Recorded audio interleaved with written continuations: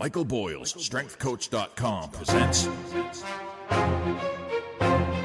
the Strength Coach Podcast, brought to you by Perform Better, the experts in functional training and rehabilitation.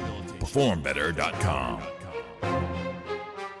Hey everybody, welcome to episode 371 of the Strength Coach Podcast, brought to you by Perform Better, the experts in functional training and rehabilitation. I'm your host, Anthony Renna. The show notes are located at StrengthCoachPodcast.com. All right, today on the StrengthCoach.com and MBSC.TV Coach's Corner, I spoke with Coach Boyle about, he had started a thread on StrengthCoach.com about steroids, and I asked him to expand on that. And we kind of got into the TRT discussion along with steroids. We also talked about working with endurance athletes. That comes from another thread on StrengthCoach.com. Somebody was asking about training somebody else for Everest, which was kind of like a stump Coach Boyle question. So also asked him his take on recovery, since today we have on Pete McCall for the AG1 by Athletic Greens Hit the Gym with a Strength Coach segment. Pete McCall is the Director of Education for EOS Fitness.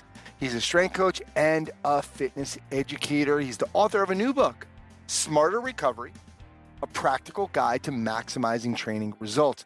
So we're going to talk all about recovery, specific modalities of recovery, some history, including super training's influence on recovery. Overtraining, is it really a problem? Does the average person even need to worry about this? The role of outside stress, functional overreach, how high intensity exercise and so much of it can really play into this. Talked about building in recovery to workouts, his 4 R's. And I asked him about if we can adapt to repeated recovery modalities, kind of like we adapt to training. So we did a whole overview of his book and so much more. AG1 by Athletic Greens, 75 high-quality vitamins, minerals, and whole food source superfoods, probiotics, and adaptogens. Visit athleticgreens.com/strengthcoach and get your free year supply of vitamin D and 5 free travel packs today. Guys, holiday sale, it's still here, up to 40% off so many items, including Ultimate Sandbag, TRX trainers, all kinds of bands, med balls, plyo boxes, dumbbells, barbells, bumper plates, racks, everything. Check it all out at performbetter.com. Lots of things to get to. Let's get on the phone with Coach Boyle.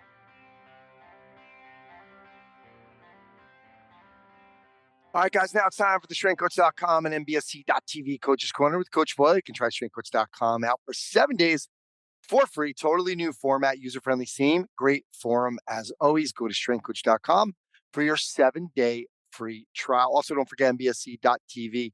Lots of programming, great in-services, and the staff meetings. So that's where you'll have access to all of that. You can check that out at MBSC.TV. Coach, how you doing?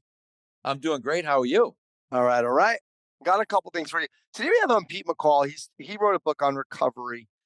And I just wanted to see where you guys are at. I mean, Pete and I were talking a little bit about, Mark Verstegen and how I was there at, his mentorship just about 20 years ago. And he had the cold plunge pool and the hot, the hot, whatever you call it, the whirlpool, the heated whirlpool. And he had the lap pool and sauna and steam room. And they were talking about stuff where post-recovery, they had it all there. They cooked the nutrition. They obviously talked to you about sleep.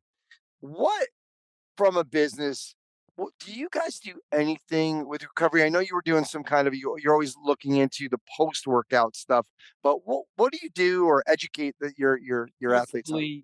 And it's funny, you think about how far ahead was Mark, because I remember Mark showing me the facility and this is the work side, this is the rest side, and they had nap rooms and quiet rooms, like you said, hot tub, cold tub.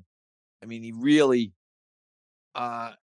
so in some ways you look at it and think, wow, recovery hasn't come very far, because part of the problem, one, for us, is recovery takes up space, costs money, and doesn't really produce any revenue. So that makes it problematic. In addition, hot tubs, cold tubs bring a whole series of health challenges to them, as does making food. And so when you look at it from a private business standpoint, it doesn't make sense to have a hot tub or a steam room or a kitchen or any of those things, because they bring you a layer of complexity without a layer of revenue. And I think that's what makes it difficult. So for us, if we looked at it and said, hey, I'm going to put in a sauna, right now I got to make sure somebody keeps that sauna clean because you've got obviously a hot environment that can breed bacteria. If I've got a hot tub, then I've got to worry about, again, a hot environment that can breed bacteria. I've got to worry about keeping my chemicals squared away and all those things. If I've got a cold tub, I've got to be draining it at a regular basis because of, cold plunging, getting people in and out of that stuff. With us, at least in Massachusetts, if we are serving food or drinks or whatever, snack bar, shake bar, we have to have, I don't know it's called a common victualer's license, which I'm sure is something from like Pilgrim times, but you've got to have all of these things. And now you've got to have a health inspector that comes in and looks at your storage of cold products and hot products. So I think there's a big layer of practicality that underlies not doing a great job with recovery. Yeah, and I think what I was telling Pete is I tried, as when you're a small business and when I had 5-iron, even in my programming, you try to build it in. Mark even had Wednesday and Saturdays as recovery days where the guys would come in and they would do lights, foam roll into like a one, almost like a 1x20 light, wasn't maybe 1x10 light, light workout. And then they would do something like play kickball. They would have fun. It would figure out something from that perspective. And I was just saying about, hey, we do foam roll maybe before or after. I encourage people to maybe go for 15 minutes on the treadmill after the session, or having stretching as the tricep. The third exercise could be a stretch. So it's hopefully going to help with that recovery. So kind of building the recovery in and then kind of encouraging some of the post-workout nutrition that might help as well. And maybe having that conversation about That's sleep. the one thing that we've continued to do. We've continued to encourage post-workout nutrition, but it's still probably not widely adhered to. If I look at the number of kids at our place that will buy and drink a shake, that number is probably really small. And maybe for us, maybe we just don't do a good enough job. It's interesting that you bring that up about Mark, because it just makes me remember how progressive they were at that time in terms of, like you said, regen days and the whatever cryotherapy that they were going to use and things like that. So but part of that too was justified in the price. I mean, they were charging people a lot of money to train. Yeah. And so you were getting 6 days a week and potentially 6 meals or maybe 12 meals, because you might be coming in and getting breakfast and getting a post-workout shake and then getting a post-workout meal. So, and I think that's one of the reasons when you look, they kind of trailed off into some corporate fitness and some military and some, because again, it's not a very good business model. That's the problem with it. It's a much better model. That old athlete's performance model, is exactly what you'd want. That's what our college was like. So if you went to BU, that's what we were doing. So our guys, we'd get done after a game. Our guys had to foam roll. They had to stretch. They had to do a 6-minute bike ride. They had to have a shake. They had to eat. We were super conscious of recovery because we could have it. It was all there. It was all financed for us. It made it so much easier. Whereas I said, you go into the private sector now and you look at that and think that is really, really difficult to do beyond having, massage guns and foam rollers available. And even one of the things we've realized as a private business, guys don't want to come in on regen days. We don't want, if my guys in the summer, if I said, oh, you can come in. We do have some guys Friday who like to come in, maybe get a 5th day in, but they actually are looking to get a little bit of work, a little bit, and same thing, we would do like a lighter circuit kind of workout, longer warm up. But in general, guys in the off season aren't looking for 6 days a week of training. So I think there's a lot of, I guess, as we always talk about, there's a lot of logistical bumps that you're going to run into. Yeah. I think what I've seen in some small businesses as well is, and even some larger business, is having different tiers of membership. So for example, if it's $200 for a regular membership for a month and you get twice a week or whatever, and then 250 or 275, you have access to the sauna, the whatever, and then the Normatec boots, like they have a recovery room or something. So people have done it that way and monetized it that way. But yeah, the other problems obviously still come into. Because the reality is you have to find a way to monetize it, because ultimately in these private sector operations, they are businesses. Yep. And businesses need to minimally break even and hopefully produce profit, which when you look at things and say, okay, non-revenue producing areas make things difficult, even from a square footage standpoint. Yeah, absolutely. Coach, what's interesting, I think it's a good segue into kind of the steroid TRT discussion on strengthcoach.com that you were starting to get going. And just talking about um, one of the things is you were asking about was, do people feel like the steroid use is psychological?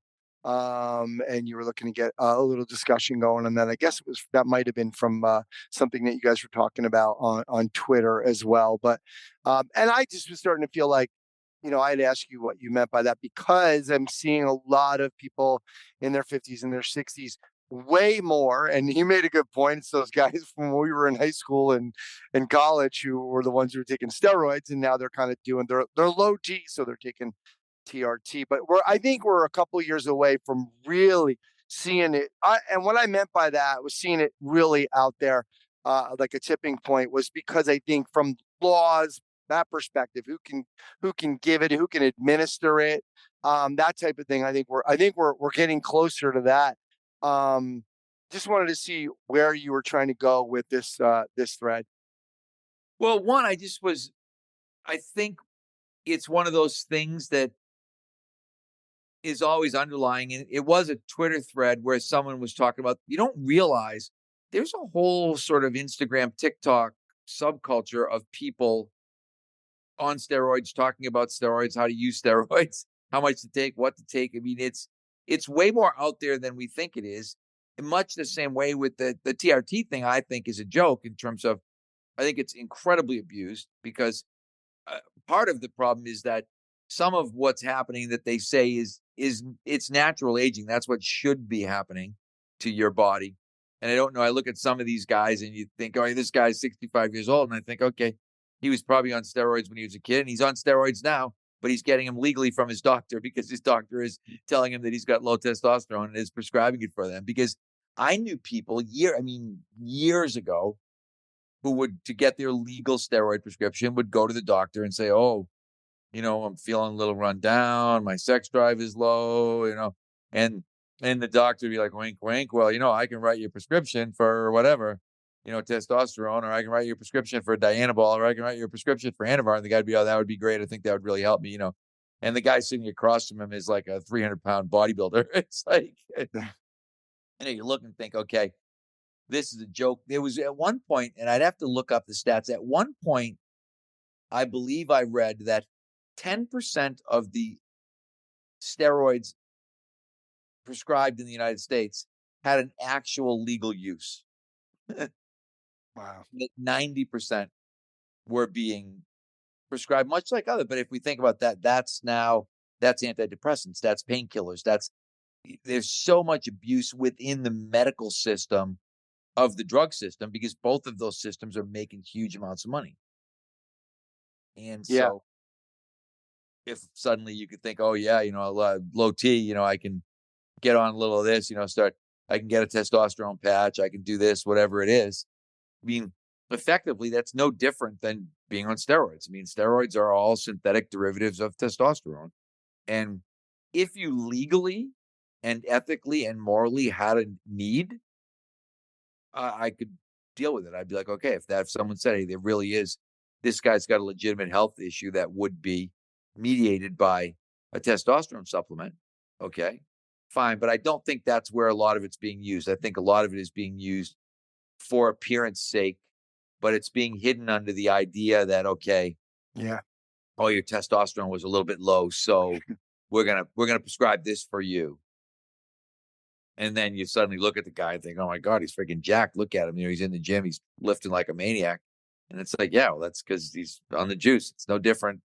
It's really ultimately not different unless you actually need it. Yeah. Again, some people do. Some people do. But I would be willing to bet that there are a lot more people who don't than do. Yeah, I agree. And I think we're going to see more problems with those kind of people who, because there are side effects to certain things. I think, I know, sometimes Allie Gilbert can be a little over the top with her message, but she's very responsible with kind of informing people about, hey, there's side effects and this is not what's going to happen. You still have to eat right. You still have to sleep. You still have to do all of these other things. Don't just think you can go on, to TRT and then it's going to, but we're going to see a lot of people abusing that. And we're going to see other influencers abusing that as well. And not educating like somebody like Allie's kind of doing right now. But yeah, it's definitely going to be interesting over the next couple of years, just because I've been seeing it a ton on people. So, Coach, I felt like there was like a little bit of a stump Coach Boyle on strengthcoach.com. It was a couple of years ago. It was the Everest thread, right? Jack McCormick wrote about somebody going to Everest and somebody restarted it. I thought it was pretty interesting. And Bruce Kelly had mentioned something about a couple of guys, a book that they wrote, and you had kind of brought it back to, hey, Bruce, what's different about this book? Or is it the, kind of our 80-20 that we talk about with sports specific, 80% of it's the same, maybe 20 or even only 10 is a little different. You were talking about maybe that you haven't really seen a lot of successful kind of facilities working with endurance athletes. I think Jacques Devore does a great job out in LA, especially with cyclists. The Cosgrove has done a good job with obstacle course racing and really gotten a lot of people into that, kind of doing it responsibly as well. You don't feel like you've really seen a lot of people working with endurance athletes really kind of as a good business model? I don't think so. No, honestly, I've never seen anybody who said, hey, I've got a ton of rowers, or I've got a ton of cyclists, or I've got a ton of runners. And part of the problem is in the general way that they train, there's a lot of hours that need to be devoted to the aerobic system and the aerobic work. And I always think that by nature, endurance athletes are more kind of loner, introvert type people. Yeah, solitary. They do not have a problem with doing something by themselves for 2 hours. Whereas the average sort of gym member loves, you think individual sport versus team sport. The team sport person likes the camaraderie, likes the teammates, likes all that stuff. The individual sport person probably likes the solitude and likes to be on their own. And again, doesn't mind 2 hours, whatever, with their headphones on, or 2 hours just with their own thoughts going and doing zone 2 work. I look at that and think, like, there could be no more torturous thought than someone you've got to do 2 hours of zone 2 today. I would just be like, oh my God, how can I possibly find a way to get through this? The only way I could do it is if they said, we're going to ride our bike from here to someplace 2 hours away. I could do that. But to just mindlessly, be on a trainer bike, or be, in the stationary bike in the gym and ride for 2 hours, I would completely lose my mind. So I just don't think in our little world, it's a great demographic from a business standpoint. Again, we're talking a lot about business today, even though that wasn't the intention. But when you're looking and thinking, hey, for me to be effective, I need 2 hours a week of your time, minimum, and ideally 3. And if I look at a lot of endurance athletes, they're thinking, wow, I don't have that time kind of in my training budget. Particularly, again, I always think, like, I go back, like triathlon got really big, but if you look at the triathlon people, they've got to spend X amount of time on the bike. They've got to spend X amount of time in the pool. They've got to spend X amount of time running. And then you think, and now we want to toss in 3 more hours of whatever strength and conditioning for that person. They just might look at that and think, oh, that's kind of a tipping point. And it's the stuff I don't like. I'm going to go, no. Again, generally, if you're an endurance athlete, you're not a strength athlete, right? I mean, that's just the way that the system works. And so for those people, they've never gravitated to the weight room. They've never found a lot of joy in the weight room like they have in their sort of aerobic pursuits. So I think it all kind of works against you. Yeah, I have an outlier in a triathlete that I'm training now, and she's excited about getting stronger right now because, like a lot of sports that don't have a season, they don't really and they'll travel. They'll go to San Diego for, some other triathlon in January or February, right? If they're from the East Coast. And so it can be tough to work with them. Also, it's tough from the perspective of timing. I get 2 days a week, and then it's always a constant battle with what they've done in the week in terms of mileage, in terms of volume, depending on if they're swimming and running and biking. Yeah. So it does it's really tricky as a Yeah, as a we str- get a few, and the few that we get are very highly motivated. So yeah. I think is what's interesting. I think the average person who sees it as kind of a recreational activity probably just isn't going to want to put in the time with us that they would need to get the benefit. I think the most successful ones are doing it as community things. So hey, we're going for the community ride. Meet at Boyle's at 6 on Yeah. Tuesday night and Thursday night. We do the community ride, and then we're all going to do this, and we have a class on Saturday, or whatever that they can do together. Those are the ones that I've seen that are kind of the most successful from an endurance perspective. But you're right, you need specifically motivated. This woman, Melissa, is so motivated. She loves this stuff, but she's totally an outlier. Exactly. All right, Coach, I will let you go on that. Thanks for coming on, All right, and so we'll be talk happy. We're next going to Frank Sinatra Christmas. So there's Ooh. a Sinatra impersonator who we saw a couple of years ago who does an Love it. unbelievably good Christmas show. So that's our Very cool. night. Man. All right. I think you guys should hire him for the MBSC Christmas party this year, too. We already had it. We had it Saturday. We didn't, and there was no entertainment. All right. Coach, right. thanks for doing this. Thanks, Ant. I appreciate it.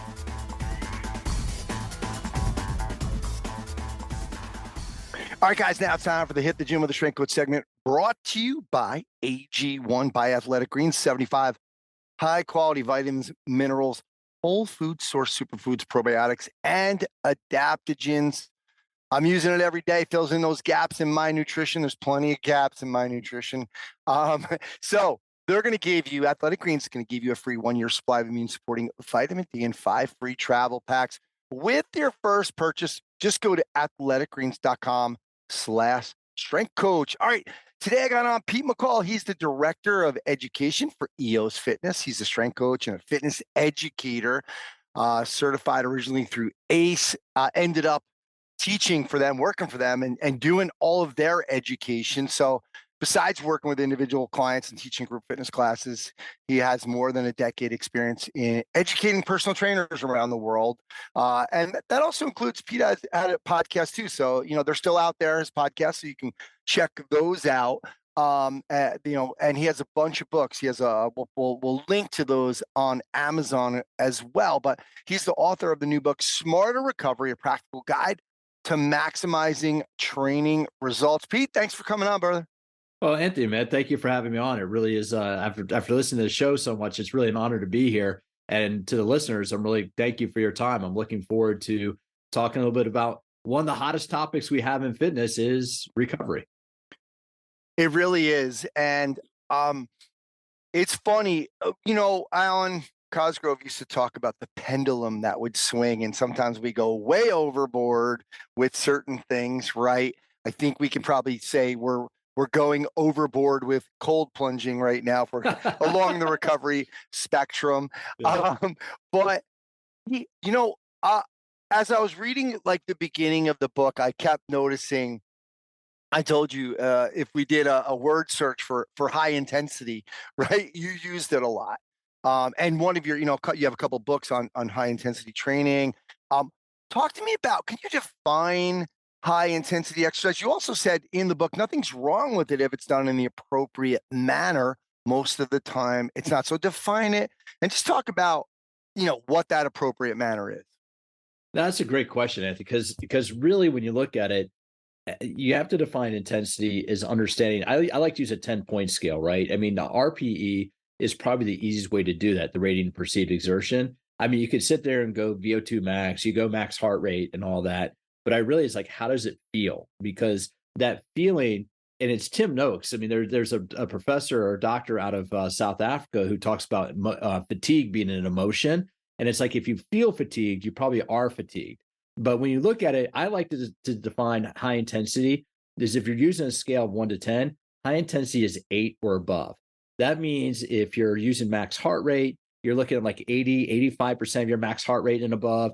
Max VO2, you're looking at your max, 85% of your max VO2, because it really is that last 20% of where the body is working extremely hard. And we have to remember, we have to contextualize intensity in terms of stress, because that's what exercise is. Exercise is a physical stressor applied to the physiology of the body.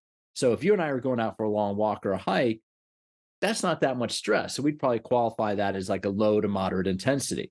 But if we decide to run up the hill instead of hike up the hill, now our heart has to work much harder, our muscles have to work much harder, and our breathing rate gets much quicker. So that's going to be a high intensity.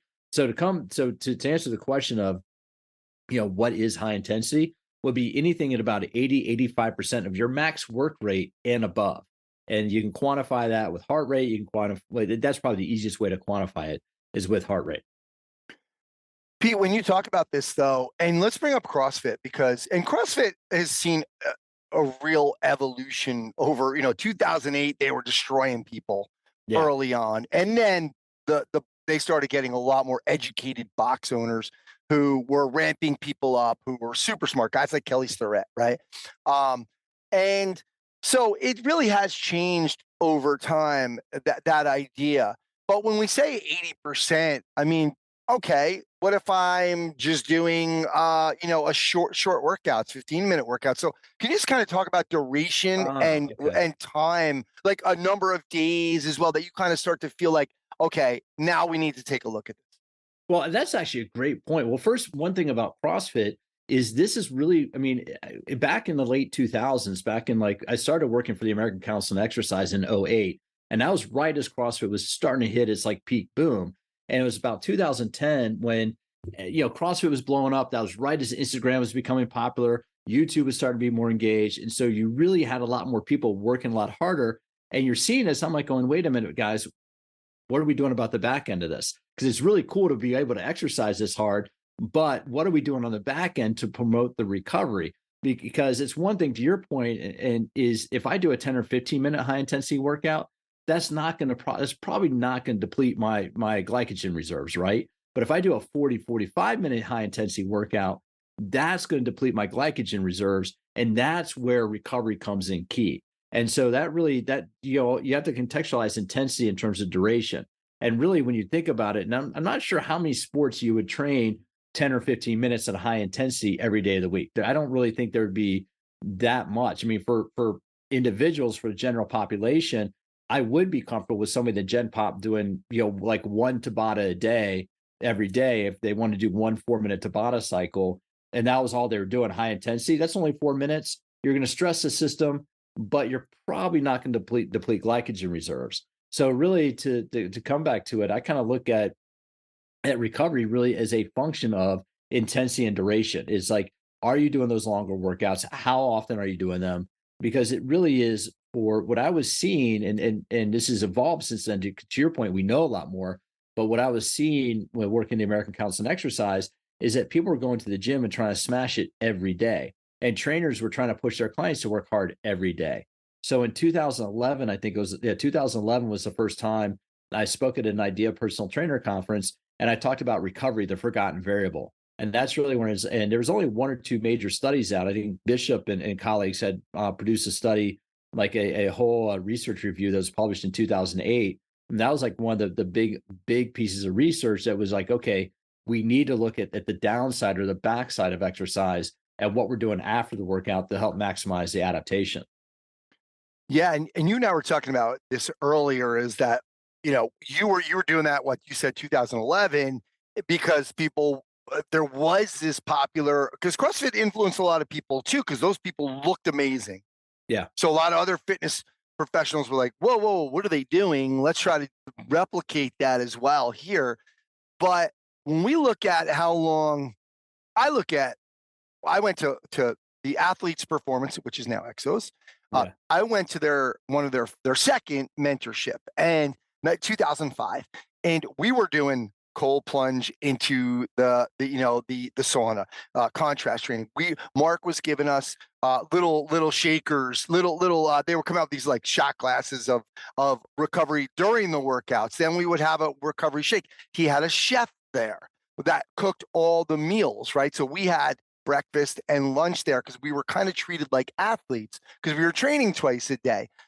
Mark had Wednesday and Saturday. They had built-in recovery days.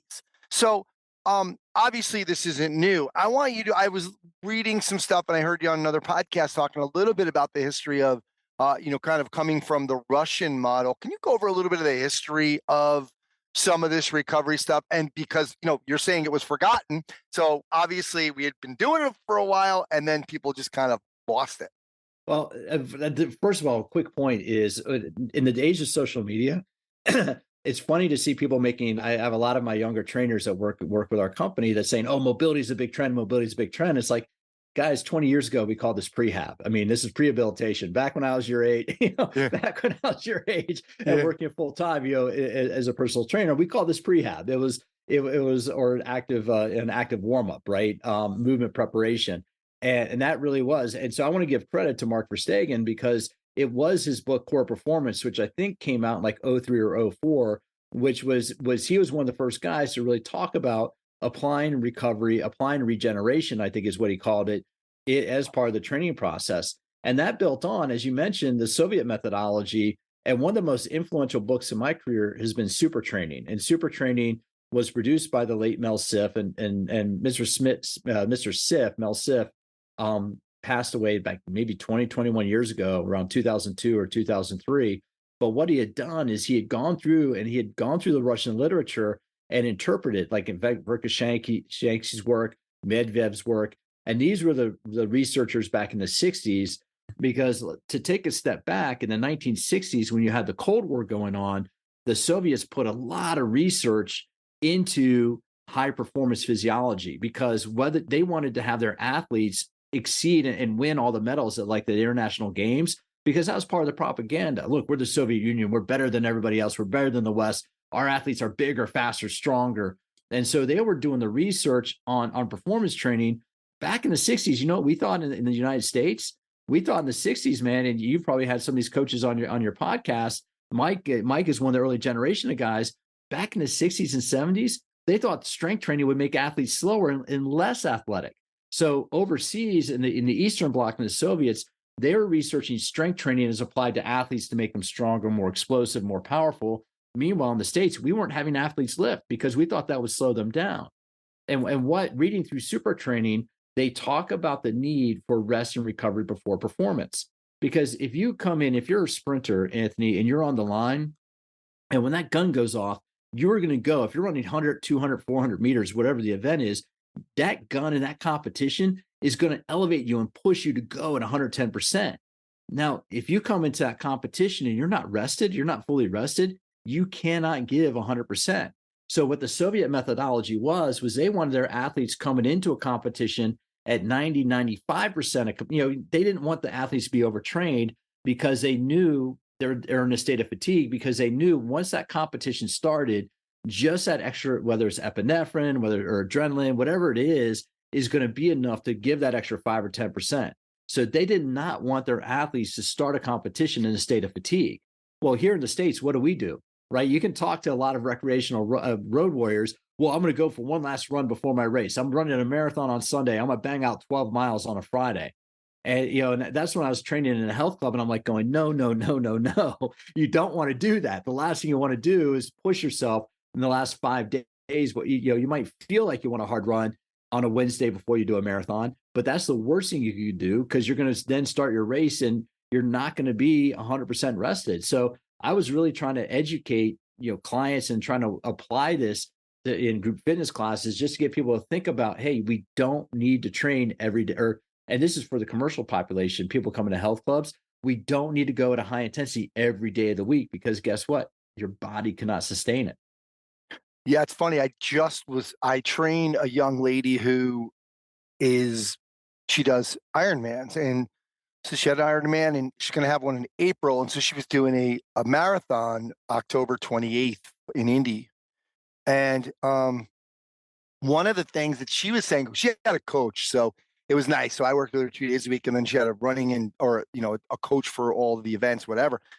And it was rough for her because she actually, she had her tapering, right? And so she was doing her long mileage like 3 weeks before she did it, like I think an 18, and then she was doing 12, and then for 2 weeks before she was doing 5 to 8 miles, and she was like, I'm chomping at the bit here. So to your point, that was made to kind of make her feel like, hey, when that gun goes off, you are going to be ready. But it's funny how she got trained right, and how she was just chomping at the bit and ready to go when that gun went off. Well, and the other thing, because you have this methodology, or you have this mindset among consumers, among Gen Pop, is that if a little exercise is good, then more must be better. And I worked with 3 different women when I stopped personal training full time as my full time job in 2006, and that's when I got into education full time. And before 2006, I worked with 3 different women who experienced amenorrhea, or their loss of their menstrual cycle from overtraining. And I was really trying to get them to understand, like, hey, if you want to keep getting back to making gains, you have to stop exercising to fatigue every day. That is not healthy. And as you're experiencing, your body cannot sustain that, because that's the downfall that we have. That's one of the things where commercial fitness is different than strength and conditioning. In commercial fitness, we failed people by saying more is better, by no pain, no gain. We have that mentality out there of like, sweat is just fat crying, or we have all these stupid slogans when in reality it's like, look, again, I'm going to come back to stress. This is stress on the body. If you overstress the body, it will break. It's not a matter of if. I don't want to use if. It will break. It's just a matter of what's going to break and how bad is that break going to be. Yeah. Let's make this next question a two-parter, but kind of combining 2 topics, because my question would be, to play devil's advocate a little bit, what is overtraining, number one? How would you define overtraining? And Pete, is it really a problem in Gen Pop? Okay, because does the average person really need a recovery from, let's say, 2 to 3 times a week training? Obviously, it depends on their intensity, but plus some cardio and activities. But more importantly, is it really just the role of outside stress that they're not taking into account, and that they're not thinking of some of these things that you're talking about in the book? Well, that's a great question. It's going to be a couple different things, right? I mean, in the first case with Gen Pop, I mean, it comes back to that mistake of I need to train harder to reach my goals, right? I need to push myself harder. So there really isn't a talk about the need until the last 5 to 7 years. There hasn't been. 15 years ago, nobody was talking about the need for a rest day. 15 years ago, nobody in the NBA was doing load management to say, wait, we can't do 3 or 4 games at a professional level a week and be able to do that. And so when you look at it, what was the first part of the question, Anthony? Sorry. What defining overtraining? Defining overtraining. The way I define it is I look at the different scales, and there are different scales out there, because you have functional overreaching and you have overtraining. Functional overreach is if and I'll use, like, say you're going to play on a Saturday, or you say you got an event on a Saturday, I might push you up until about 4 or 5 days away from the event, because I want your body to work harder, but then I'm going to give you 4 or 5 days to rest and recover. That's a functional overreach. That's a good thing. Yeah, that's a good thing, because you're stressing the system, you're pushing it, but you're allowing it to reset. So that way, I might deplete my glycogen. I might have a really hard workout on a Monday. If I'm fighting, I'm using MMA right now. If I'm fighting on Saturday, I might have my last really hard training bout and work to fatigue on Monday. And then I'm going to rest, recover and do all that so I can get back to it. And overtraining really, to me, is when you wake up feeling tired, you're fatigued, you just can't go, you can't feel like you lift that weight, your legs are feeling heavy. Then that really is that sense of, it's emotional fatigue, it's physical fatigue. And part of what the overtraining is just overstressing the system. And what I write about in the book is we have to look at homeostasis. Homeostasis is a normal operating system of the body. Like right now, you and I are in homeostasis to having this conversation. If somebody's driving in their car on the way to work while listening to this, you're in homeostasis. If you're working out while you're listening to this, if you're out for a walk, if you're lifting weights, you're disrupting homeostasis. So overtraining is a disruption of homeostasis to the point of the body is not able to reset its normal operating system. That would be the way I define overtraining. And could you quantify that with lack of glycogen? And I'm going to keep coming back to that, right? Because that is the big danger. And what people don't realize, if you don't allow your muscles to fully replenish glycogen after you work out, what are you metabolizing for fuel? You're going to metabolize amino acids.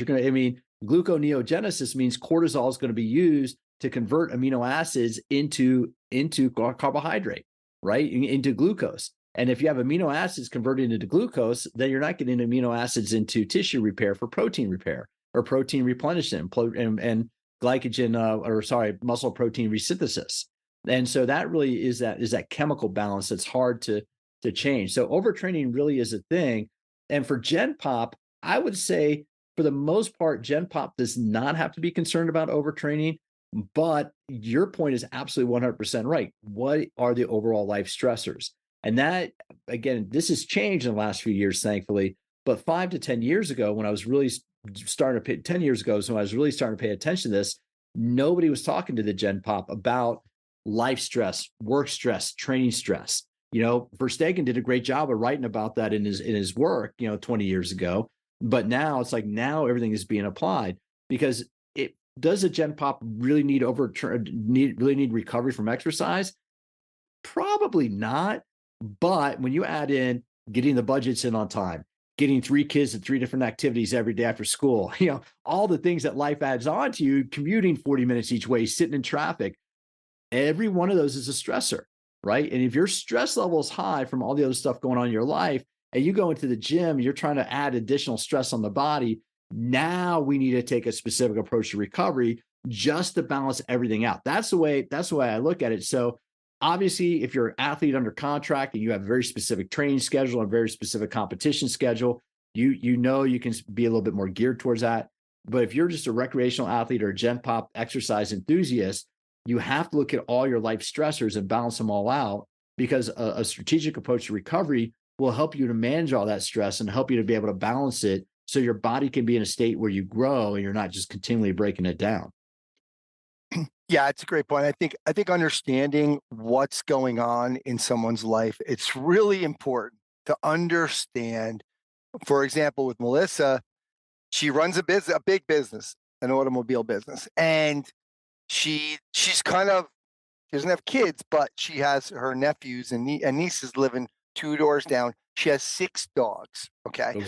so and she just found another one came to her, right? So that is a huge stress because she's somebody that will take that to heart. And now she's going to her office at 4 a.m. because that's where the dog is staying, because she didn't know if it had the shots, so she had to wait, blah, blah, blah. So there's all these other things that I'm always asking her about, and I kind of have to, adjust the workout on the fly. And she'll be like, "I'm so sorry, I can't come in," because I'm like, no, don't be sorry. I'm glad you're recognizing how your body's feeling or what's happening in your life, because we need to take that into account. You're doing so much running.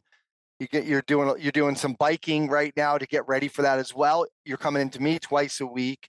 So it's really interesting when you start to look at these other things, you're like, wait a minute, what we're doing here can really be on hold. Let's do something else. Let's do something a little easier. Let's, spend a little more time on the passive stretching and get the massage gun out.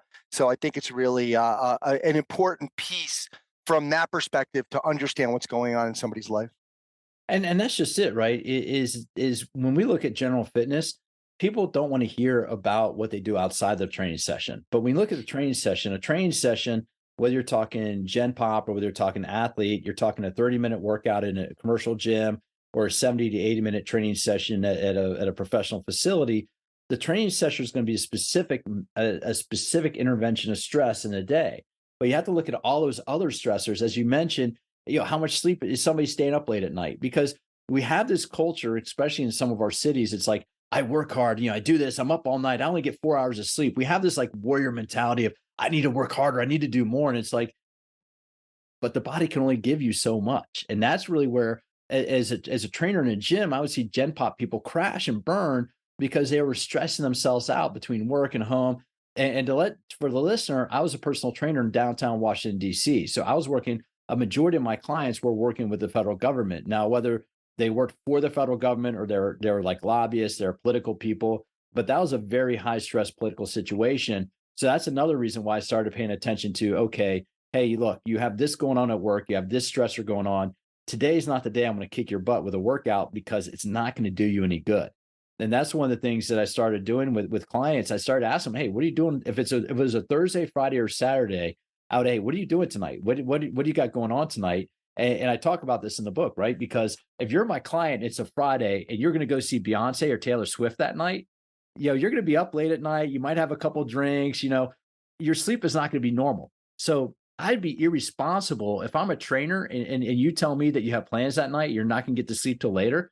As your trainer or coach, it would be irresponsible of me to push you at a high intensity because you're not going to be able to get the sleep to let your body recover. Now, if I said, hey, Anthony, what you got going on tonight? Like, I think we're just going to order food. We're going to order Grubhub and watch Netflix. Well, okay, great. Now I'm going to kick your ass because, I know that you'll probably pass out. You and your partner are going to sit there and argue about what to watch for 45 minutes and fall asleep in the first. Think about and look, for listeners, if you're under the age of 30, this makes no sense to you. But for old guys like us, we used to have to drive somewhere. We used to have to drive to a store. We'd argue about what to watch for 45 minutes, drive back home, and then fall asleep on the couch. Now you can sit there and just on whatever streaming service you watch, you argue about what you're going to watch, and then you fall asleep. So at least you don't have to drive to the store to watch a movie anymore. And then you'd pick up the box and there wouldn't be anything in it. Remember, we're like, oh, we don't have that tonight. Oh, are you kidding me? We just finally agreed on something at Blockbuster. And that's exactly it. But if you think about that, but I really to be serious about that. I mean, if you're working with Gen Pop people and you train, if you teach classes on a Thursday, Friday, or Saturday, if you train clients on a Thursday, Friday, or Saturday, ask them about what they're doing that night. Because if they're going out late, if their sleep is going to be disrupted, that's the day you go, you know what? I was planning a really hard workout for you, but if you're not going to be getting sleep, if you're going to be having, more than one or two drinks, because that's going to disrupt everything. That's the difference between a trainer and a coach. What I try to get people, my younger trainers to understand who I work with is if I'm giving you a workout for the day, I'm your trainer. But if I'm thinking about what you're doing after the workout, if I'm telling you, okay, hey, next week, I want you to work hard three days. I want you to have 2 easy days. I want you to go for a long walk one day. Now I'm your coach. And that's where I'm trying to get my teammates, the people I work with to think about is I want them to think about being coaches for their clients, not just give them a workout, but I'm here to guide you through all this other stuff. I mean, I'm designing an exercise program for you, but how I design that program is going to optimize how your body's able to adapt and handle all stresses in your life. Yeah, absolutely. And I think there is an element of when we look at all of these things, we could say, is it going to be separate from the perspective, like I talked about with Verstegen? It was, hey, you're working out Monday, Tuesday. Wednesday is our active recovery. So you went in, you did some foam rolling. You actually did a light workout, light cardio, and then we played a game. And then we worked out Thursday, Friday, and we did the same. The Wednesdays and Saturdays were exactly the same. Or, that's for professional athletes too, right? They got the time for that. What I've always tried to do is build it into what I can control as a trainer. So whether that's, hey, you can argue all day about foam roll not being as good as a gun, not being as good as a massage. But if a foam roll is the easiest thing for somebody to do, great. But we're going to start them out with some foam roll. We're going to do a workout. And then I will, depending on what I found out, I'm going to be stretching them, doing some passive stretching, either for 5 or 10 minutes. And I finish up with the gun from, the blood flow perspective, only up, going in the direction of the heart, right? So just from the perspective, can I get that person? Can I force them into the parasympathetic state at the end of the workout to kind of help them get there, right? And then I'll also do things like having them stretch in between sets, or talking to them a little about breathing, or mentioning stuff about too. So just controlling the controllables. Can you just kind of start your a little bit about some of the techniques and strategies to find those two? Actually, you talked about techniques versus strategies, and then talk about some of the modalities that you go over in the book. Thank you, because I look at you have four primary strategies for recovery, right? And I title them all with R's. You have rest, refuel, rehydrate, and repair. And so resting obviously allows your body to rest and reset. Rehydrate, that's pretty straightforward. When you sweat, you need your body, your muscles and blood are about 70% water. So if you sweat a lot, you need to replace that.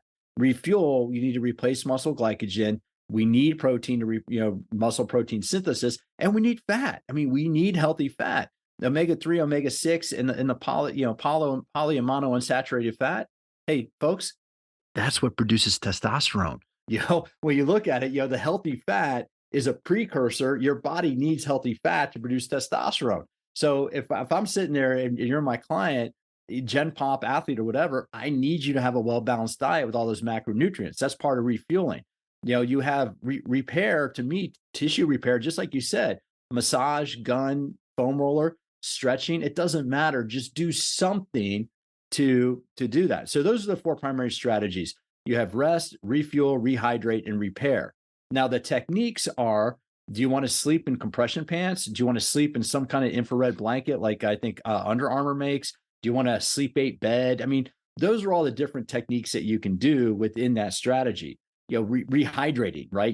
I talk about, there's some interesting research on beet juice and pickle juice. The salinity, the saline, and the salt in those juices allows the muscles to rehydrate. But what I don't know, Anthony, is who the hell was that thirsty they decided to drink beet juice after you worked out? Because I had a buddy, I was playing rugby in Boston, the Boston Irish Wolfhounds back in 2007, 2008. And Jesse was drinking jars of pickle juice like during hot days. I'm like, what the hell are you doing? And I don't know where he picked that up. We're talking 15 years ago, and he's drinking pickle juice like to help recover. And now, years later, they realize the salinity in there. But then it would, like you said, with tissue repair is, we need to promote how your body repairs the tissue, because when you exercise, you're putting mechanical stress on the tissue. And that's one of the things that initiates the repair process that makes it stronger. So those are all, that's what I try to get into. What I do with the book is kind of lay out, here's the science of how exercise disrupts homeostasis. Now, here are different strategies that we can do to promote that. Because I look at the recovery process, Anthony, all we're trying to do is I'm trying to get you back to homeostasis quickly so you can train at a high intensity again. If we do a high intensity session on a Monday, I probably won't program another high intensity session until a Wednesday or Thursday. And there are a lot of variables that could go in there, but I at least want to give you that Tuesday, so you at least get 24 to 36 hours for a complete glycogen replenishment, because that's the refueling part. Because if you're trying to go, it comes back to, my understanding is, if you're trying to go in an empty tank, you're depleting, and you don't have glycogen, you're going to burn protein and amino acids. And here's the thing, if anybody has ever worked out and you smelled ammonia, like if you smell your sweat and it smells like ammonia, and I'm sure you've done this, man, you might have thrown a shirt in a bag in the car, leave it there for 2 or 3 days, you pick it out, you're like, whoo, why does my shirt smell like ammonia? Well, here's the thing. I mean, nitrogen is a component of amino acid. And nitrogen is also a component of ammonia, right? So if you're metabolizing amino acids for fuel, you're sweating, you're burning through nitrogen, and that's where your sweat is going to smell like ammonia. That's telling me that somebody's overtraining and doesn't have the proper fuel in their body to do that. And I'll use myself as an example. When I was teaching group fitness, when training full time, I would train about maybe 20, 24 sessions a week, but I was teaching 12 to 15 group fitness classes. And sometimes I was teaching like 2 indoor cycling classes a day. I was a BMX racer back in the 80s, and I've always enjoyed bike riding. And so for me, spinning was an easy modality to teach. But man, there are some days my sweat I'd pull out a shirt and, oh man, it would reek like ammonia. Well, I haven't smelled that in my sweat for years, because now I have now understanding and applying the science. It's like, okay, I can go at a hard intensity, but that next day. So if you're my client and I program you and crush you on a Monday, Tuesday, I'm still going to give you a workout, but I'm just going to have you do a lower intensity body weight workout or some type of mobility workout that's going to keep your system moving, but not stress the system. Talk to me a little bit about, I guess sleep would be in the last R, repair, right? Yeah. Rest or repair. Yeah, I have. Okay. It's rest is one of the R's. Yeah. Okay. Cool. So look, I think this is one of the hard. It's funny. Mike Robertson, Mike T. Nelson has a course on the metabolic flexibility, right? And what he talks about is interventions. And like, so for example, protein is the first intervention because it's the easiest. Hey, just get more protein. How much more? Just more. Yeah. Add a protein shake every day or for now, right?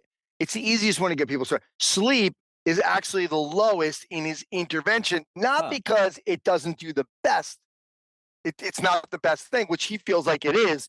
It's just the hardest to control with people because they're in certain routines. They go to bed. They're used to going to bed. Some people have kids. They have to wake up earlier, really super young kids.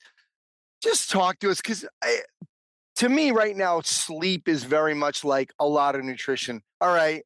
We know we need sleep. We know we need our fruits and vegetables, right? Everybody, seems like everybody knows what they have to do. Talk to me about how you're trying to get people to have better sleep and what are the big rocks for sleep for you?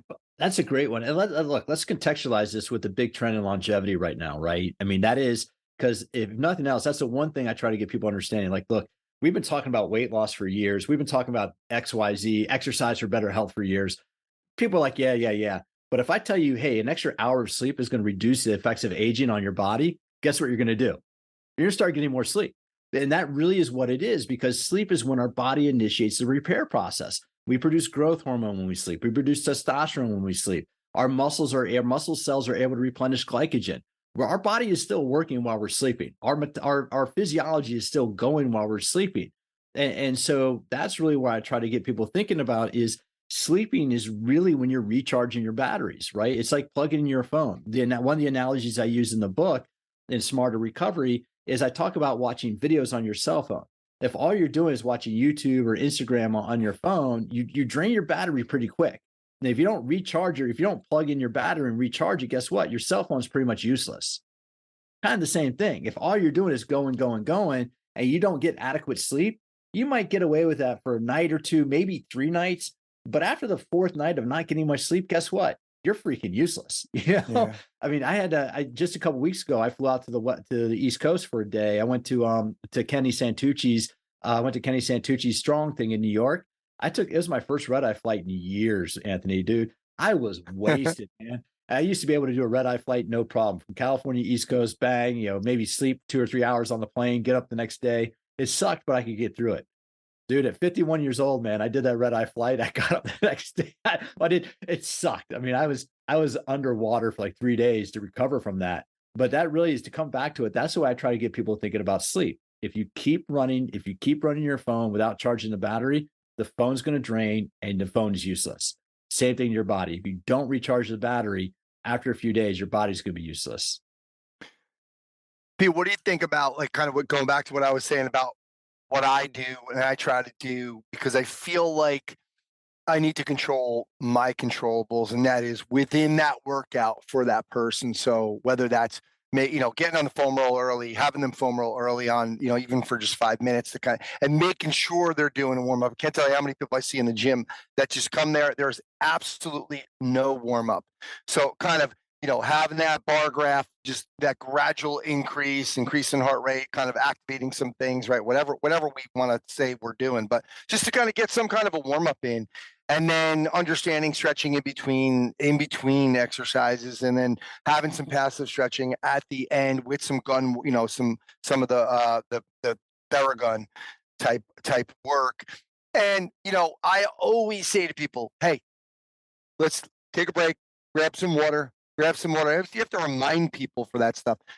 Just talk to me about your thoughts on the in-workout, kind of building it in recovery as opposed to, because, I feel like it's at least I can do to get these people to at least understand what these things are, how to do them, how to do foam roll, how to, maybe take the gun. I can't tell you how many people I when I get the gun out, they're like, I have one of these. This feels great. I wish I used it more. But talk to me about kind of building it in as opposed to just those separate things, like trying to get them and do things at home. Well, and that really becomes something that we have to do as coaches and have that constant conversation. To use you as an example, if you're my client and we're starting a one-on-one session, the first few minutes as you're getting warmed up, it's like, okay, how are you feeling? How'd you rest? Are you hydrated? What's going on at work today? Are you stressed? And in my mind, I'm sitting there, I'm listening to your answers, I'm watching your reaction, and I'm making a gauge. It's like, all right, is Anthony fully ready to go? If you are, check, check, check. Good. I'm gonna push you hard today for my workout plan. But if you're telling me, yeah, I had this going on, and my partner and I, maybe we got in a fight, or maybe I got this thing dumped on my lap at work. If I can tell that you're not at 100% or you're distracted, I'm going to come back and put the onus on me. I'm irresponsible if I push you at a really high intensity. Now I can, once you get warmed up, if I see a different reaction, I might feel more comfortable, but I really want to gauge it based on your mental state and where your head is. Because if I try to push you too hard and your head's not in the game, that's where mistakes happen. That's where injuries can happen.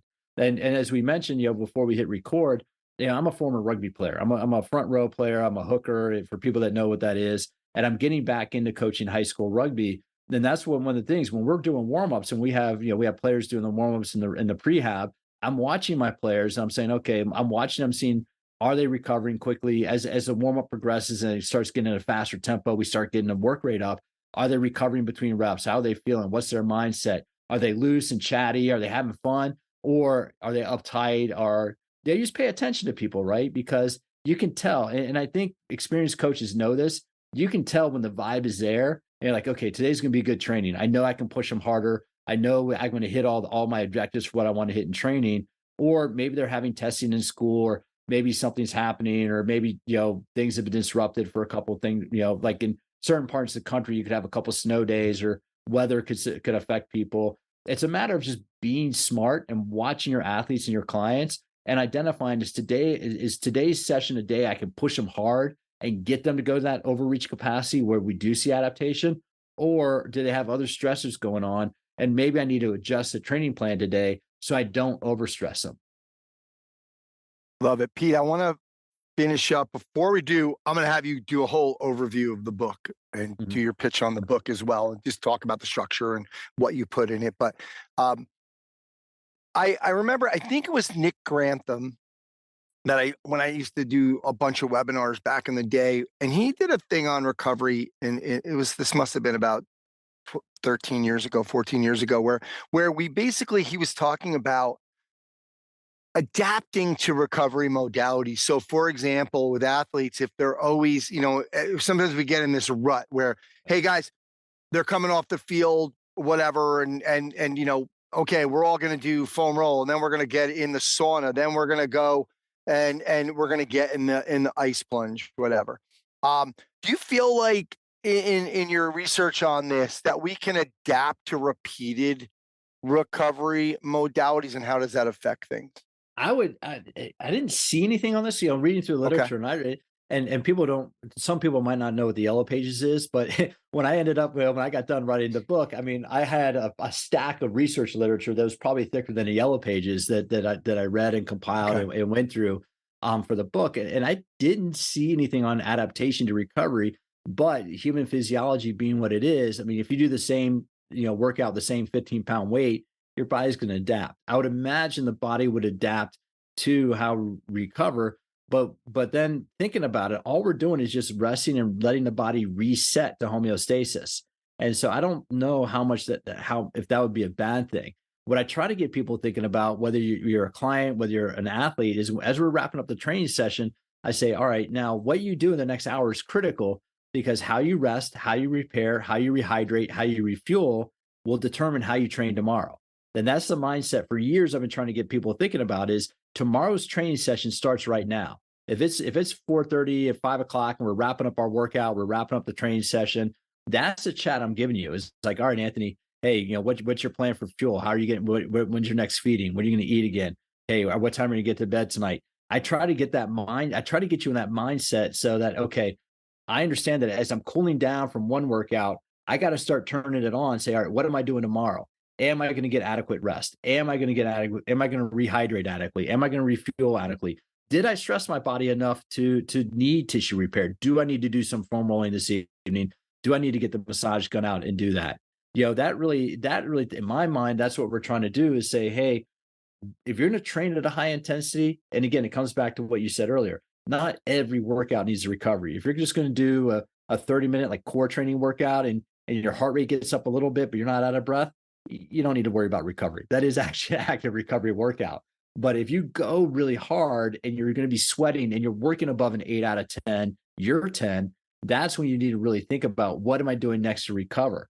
And so the first part of that question, that'd be a good debate, a good theoretical debate of whether the body could adapt to recovery modality, because I would imagine that if you do sauna for 10, 12 minutes after every workout, after about 90 days, that 10, 12 minutes of sauna isn't going to be as effective as when you first started, because your body has adapted to the stress of being in there.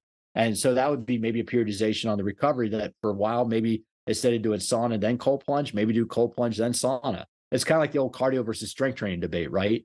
For Gen Pop, what's better, cardio or strength first? Well, you could point in either. Yeah, it depends on what you're training for. If you're just training for general fitness, I'd probably have you do strength before cardio. If you're training for something specific, I might switch it around a little bit. But either way, guess what I'm going to do after 8 or 10 weeks?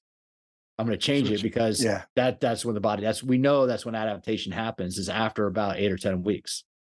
Yeah, good stuff. I agree. It would be a good theoretical argument that somebody could make for that. So, Pete, you did a great job with Smarter Recovery, a practical guide to maximizing training results. Give everybody an overview how you structured the book. I know, there was the science, then there was kind of, went over a bunch of different things, and then you showed a lot of pictures of how to do these things. But give us an overview of the book. Well, first of all, for people that if you write a book, and once you get done with the book and it comes out, the last thing you want to do is look at that book again, because it's like a baby. It's like having a kid. It takes about 8 to 9 months to, in my experience, because I was working full time. It takes about 8 to 9 months to write a book, and that's about another 6 to 8 months of the editing process and doing that. So I had to kind of go back and read, because to be honest, I'm like, I'm so tired. Like, I'm so tired of writing recovery and writing high intensity. But what I do is I try to go through, the first section is recovery explained. I go through what recovery is. I go through how exercise, and specifically high intensity exercise, affects the body. And then I go through strategies. I talk about what to do the day of. So if you're doing a hard workout today, if your client's doing a hard workout today, what can you do today to promote recovery so you're ready tomorrow? Then it's the day after. Like, if you have a hard training session today, or say you played in a tournament today, and what are your strategies for tomorrow? Then I break it down for the long term. The part 3 is long-term planning, which is basically introducing people to the science of periodization. Now, if you're a certified coach, you've been doing this for a while, you're not being introduced to periodization. But think about many of the Gen Pop consumers out there that it's like, wait a minute, I don't need to train at high intensity every day. You mean I don't need to, exercise till I puke or whatever, go into pain every day? It's just talking about both the step recovery, or the step periodization, linear periodization, and undulating periodization. And what I really try to get people thinking about for the Gen Pop is an undulating model, where if you're just a Gen Pop and you're working a job, you have a couple kids, I want you working out at a high intensity 2 or 3 days a week. 2 or 3 days a week, I want you working out at a moderate intensity. So 2 or 3 days a week of high intensity, I want you working out where you're huffing and puffing and getting out of breath. 2 or 3 days a week, I want you working out to where you're breathing hard, but you're not out of breath. And then 1 or 2 days a week, I want you exercising at a point of where you can have an easy conversation and you're not really sweating that hard. And obviously, there are not 9 days in a week. Some days you might be able to do, some weeks you might be able to do 3 days of high intensity. Other weeks, based on schedule, sleep habits, and whatnot, you might only be able to get 2 days. But it's at least having that mindset that, hey, I can't slam myself every day. I have to structure and have to alternate my workouts on a regular basis. So that's what I really try to get people thinking about. Now, the one thing to come back to what you said earlier about adapting to recovery, what occurred to me is, like, even meditation, right? Meditation is a part of recovery. If you adapt to meditation, and I have to be honest, picking up a couple 100 pounds in a deadlift is not nearly as hard as sitting quiet and breathing for 5 minutes. But the more you adapt to it, but the more you do it, right, the easier it becomes. So you go from meditating for 2 minutes, now meditating for 3 minutes, 4 minutes, and now 5 to 7 minutes of meditating, which is about where I am. That comes much easier. And so that way, when I start thinking about, okay, I'm going to spend a few minutes meditating, it's that rehearsal effect. My body can slip into that state easier, right? Maybe if you're doing sauna for a period of time, now your body adapts to it. When you sit down in that sauna, you adapt easier and maybe your homeostasis resets quicker. That would be maybe how I adapt, how I would respond based on the literature is if you're doing the repeated recovery interventions over time, maybe they have a better effect because your body's used to them. It's like, oh, I don't need to, to your point, sympathetic being a state of stress, fight or flight, parasympathetic being a state of rest. Now it's like, okay, if I know that workout's done and I'm consistent with my recovery application, maybe I slip into the parasympathetic state easier and quicker. And so it can have more of an effect. That again, that comes back to the theoretical application of it. Absolutely. Good stuff. And I will say, all the exercises are in there and the different kind of body weight workouts and foam rolling and stick and the gun, even the gun, had a whole thing on the gun. So Pete, great job with the book. Thanks for coming on and talking all about recovery. This has been fun. Oh, thank you, man. And I can't tell you, dude, you have to understand that the younger trainer in me, the trainer in me from 2004, 2005, you have no idea how stoked I am to be on a Perform Better podcast, right? Because those always, even now, I always go to the Perform Better, the functional training summit out here in Long Beach whenever it's in town, because I love what Perform Better does. Chris and the team, Chris, Aaron and the team do such a great job. So I can't tell you how stoked it is to be on the pod and to be talking to you, man. So, and for the listeners, thank you for tuning in. Hopefully you get something out of it. And if you want to learn how to really optimize recovery for your clients or yourself, pick up a copy of Smarter Recovery and it'll point you in the right direction.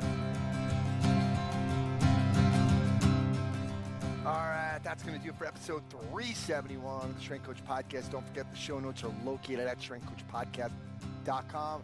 Remember, you can try the new strengthcoach.com out for 7 days for free. Coach Boyle has really been focusing on that forum as well, so make sure you check that out. Special thanks to Chris Barter and the folks over at Perform Better. Holiday sale still going.